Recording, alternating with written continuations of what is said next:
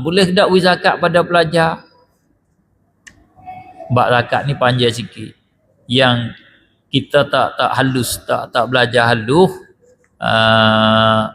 kita belajar sekerat dia panggil, kena mendalam sikit lagi. Pelajar di atas nama pelajar tu, semata-mata dia nama pelajar, dia bukan berhak makan zakat. Sebab dia nak sesat, sebab dia talibul ilmi, penuntut ilmu, kita nak beri zakat dengan nama pelajar, tak boleh. Kena beri zakat dengan nama dia fakir, miskin. Kena beri nama tu. Pelajar tu fakir, miskin ke tak? Lepas tu duk panggil tok fakir. Tok fakir je lah dah. Yang ambil di fakir tu lah. Asalnya fakir. Dia tak ada harta. Bila dia ada harta, muka dia duk mengaji, dia tak ada harta, lepas dah daripada sanggup mak pak dia sebab dia balik. Boleh kita beri. Bukan beri kerana dia tu pelajar. Kerana dia miskin. Kerana dia fakir. Tapi hak ni kena ingat. Kena faham. Hak ni orang tak belajar mana, orang tak sebut mana. Hak tapi dia. Tapi tu hak pentingnya. Yang miskin ni, fakir miskin ni, bukan tengok dia tak ada harta tu saja. Kena tengok hak lain lagi. So lagi hak kena tengok. Hak kita tak tengok.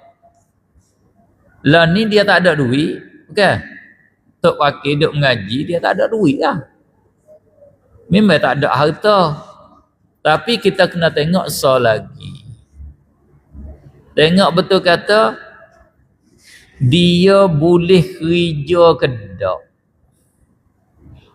Kalau dia beradu mengaji, dia pergi kerja hak patut pada dengan dia. Beradu kerja, beradu mengaji, pergi kerja. Kalau ada kerja, dia ambil pilih mengaji, tak si kerja. Tak boleh beri zakat. Nama dia tu kaya dengan usaha. Walau tak pergi kerja, dia wajib dia pergi kerja.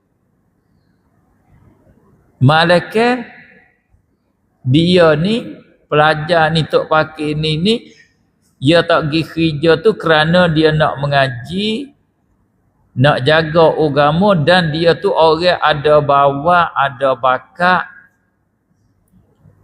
nak boleh ilmu, nak jadi orang alim. Tak apa, tak kena kerja. Dia ni budak, kalau dia beradu kerja, putus mengaji, tak boleh ilmu. Habis ilmu, tak jadi orang alim. Kalau dia tak pergi kerja, duk mengaji sambung, harta tak ada, tapi dia nak mengaji, dia ada bawa nak boleh. Budak ni mengaji boleh. Tak apa, boleh beri zakat. Boleh zakat dengan nama dia miskin, bukan dengan nama pelajar. Adapun seorang lagi tu bodoh, kecek mudahnya bodoh lah. Kacau mengaji pun tak boleh. Tapi dia nak ngaji juga, malah nak kerja, tak segi kerja, tak boleh beri zakat hak seorang lagi. Dia kena kerja hak tu. Tak kena kerja, dia kena kerja. Kacau mengaji pun tak boleh dah dia. Tak boleh jaga agama dah dia. Hanya bawa agama untuk diri dia aja. Hak tu wajib dia pergi kerja. Nama dia tu tak panggil miskin, tak panggil fakir. Nama bila orang ada kerja, walau tak kerja pun tak boleh makan zakat. Faham tu?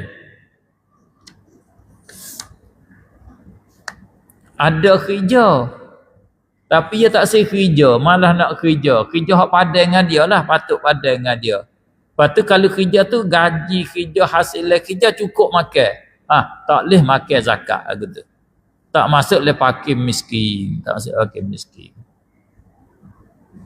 Malaikat pelajar. Tu dak tanya pelajar tu. Malaikat pelajar, kalau dia pergi kerja, luput belajar dia. Lepas tu dia ni orang ada nak boleh ilmu, ya ta'atta minhul ilmu, yang mungkin boleh ilmu dia. Ya boleh. Orang ni boleh makan zakat, beri zakat. Perak tu boleh perak.